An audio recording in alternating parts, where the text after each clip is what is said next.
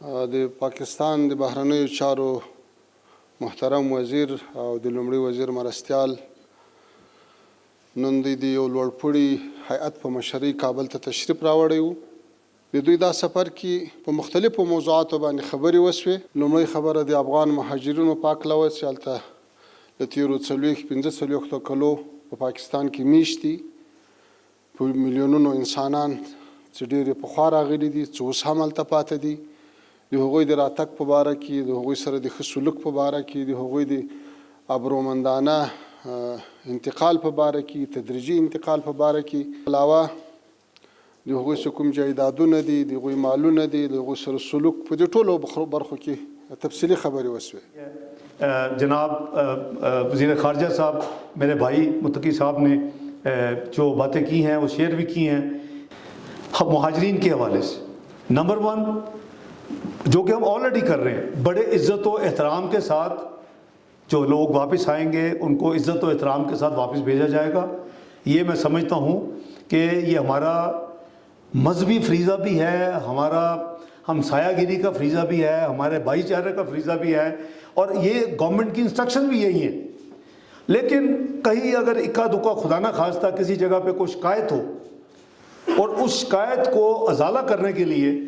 اگلے 48 گھنٹے میں وزارت داخلہ، سیکرٹری صاحب موجود ہیں، سیکرٹری داخلہ یہ نوٹیفیکیشن جاری کر رہے ہیں جس پہ یہ دیں گے کہ اگر شکایت ہو اس طرح کوئی جو ہمارے مہمان واپس جا رہے ہوں ان کے ساتھ کوئی کسی جگہ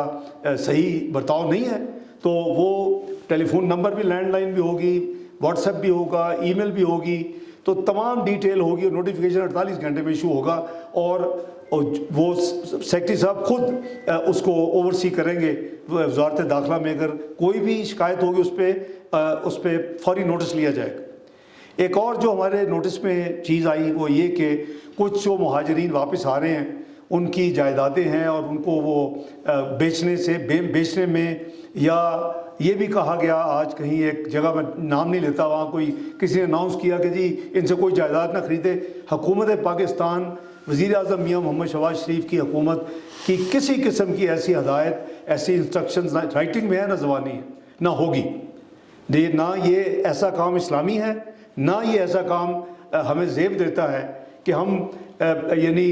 کئی دہائیوں سے جو ہمارے بھائیوں کی طرح مہمان تھے جب وہ واپس جائیں تو ہم عزت احترام کے ساتھ ساتھ ان کی اگر جائیداد میں کوئی ان کو مشکلات پیش آئیں تو مناسب نہیں. اس کے لیے بھی ایک کمیٹی قائم کر دی گئی، وہ بھی اپنا فوری اگر کسی کی ہوگی کمپلینٹ تو وہ انٹرفیئر کرے گی، اس کو دور کروائے گی. اور اس کے ساتھ ساتھ یہ بھی ایک تجویز تھی اور ہم نے بڑے بالکل اس کو تو بڑی نیچرل تھی کہ جی جو